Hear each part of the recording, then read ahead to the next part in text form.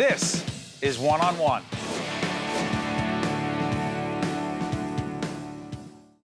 Brought to you by New Jersey Sharing Network. There she is. She's Missy Franklin, and she's the author of Relentless Spirit. And she is a superstar. Oh, hardly. Yeah, in the world of swimming and athletics, you're terrific. Thank you. Thank you. Loaded question. What's your story? Oh, my gosh. Well, people should go buy the book and read it. So, born and raised where? Born and raised in Denver, Colorado. When did you know that you wanted to be an athlete?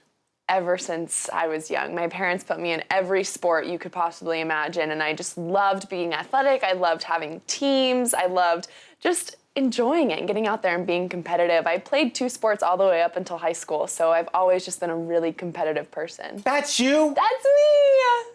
Little nugget me. Competitive swimming early on? You know, I started my summer club team when I was 5, and I started year-round swimming when I was 7, so fairly early, and it was all entirely my decision. It was me going to my parents saying, I love this so much, and I want to do more of it. The Olympic track, if you will. Yeah. When does that kick in, that people say, hey, you've got it? You know, it really depends on the person. It's so crazy. Like, you look at someone like Katie Ledecky, who in 2012, no one even knew who she was until 3 months before the London Olympic Games. And then she goes and wins a gold medal.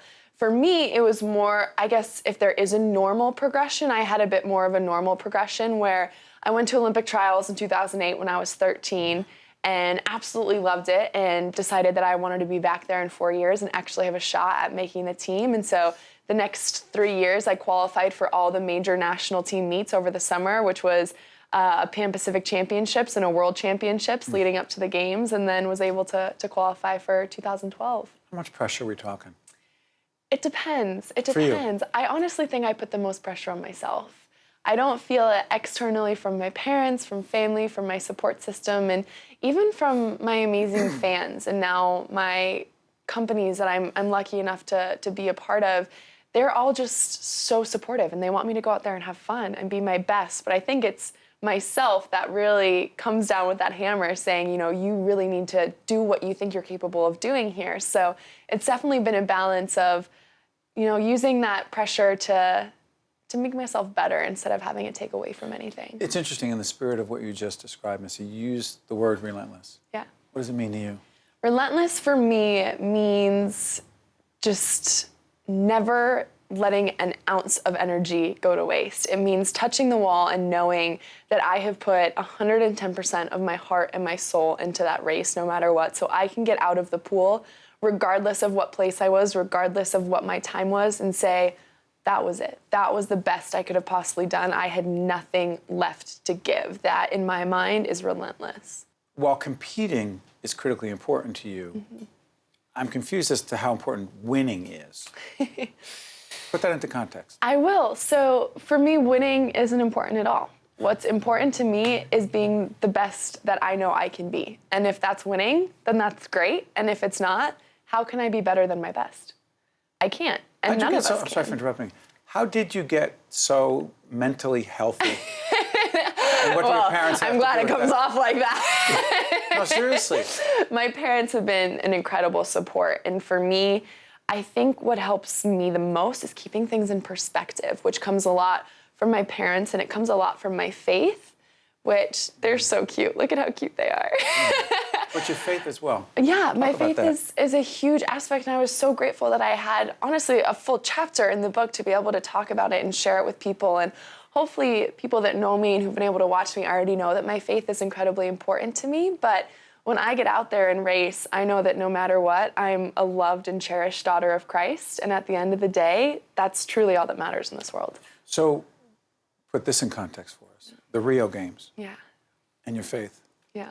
Describe the Rio Games and the role your faith played in helping you through that difficult experience. Absolutely. So it was huge, and it was so hard. It was a huge test of my faith, without a doubt. I kind of felt like Jesus in the desert there for a while, where I was just being tested over and over and over again, where I kept praying and just opening my arms and giving it all to the Lord and just feeling like I was getting nothing back. And I was so confused as to why he would put me through something like this. Sorry for interrupting. No, Go back good. and explain a little bit about Rio for us. So Rio was really probably the most disappointing meet of my career, which obviously is not ideal timing when you're in an Olympic sport and the Olympics only happen every 4 years. And I had made a huge decision to go back home and leave college, leave my apartment, my friends, my teammates, and go back with the coach that I was training with for my previous Olympics with. And it was the hardest decision I've ever had to make. And I worked harder than I've ever worked before. I felt like I was in the best shape of my life. And then for some reason, I got there and nothing went my way. And it's just one of those experiences in life where you have so much hope for the situation and it completely lets you down regardless of how much effort you're putting in and how much heart you're putting in.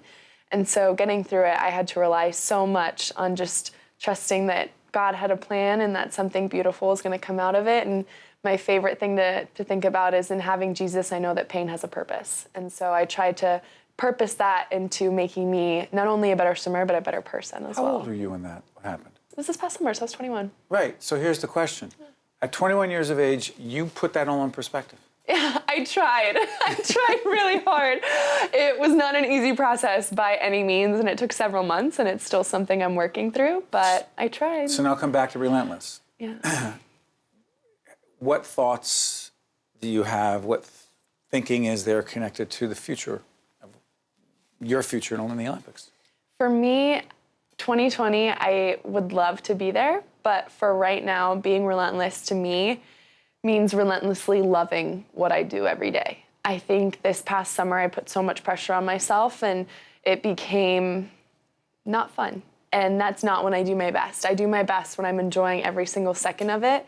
And so now, I think there's a time to be relentlessly focused, to have a relentless work ethic. And right now, it's time for me to relentlessly love my sport again. And that's what I'm putting all my energy into. Wow. I have a feeling that this book can be helpful for an awful lot of people and can put not just hard work and a desire to win, but more importantly, a desire to be the best that you can be and put life in perspective. It's ups and downs, wins and losses, and that's the goal. The challenges we face. You're helping a lot of people at the ripe old age of 22. 21 still. Whatever. 21 and a half. My half birthday was November 10th, so that makes you feel better. Well, listen, go out and get this book, Missy Franklin, Relentless Spirit, the Unconventional Raising of a Champion. I wish you nothing but the best. Thank you so much for having me. Appreciate you It's an joining us on honor. Public Broadcasting. Absolutely. Hi, I'm Peter Rooney.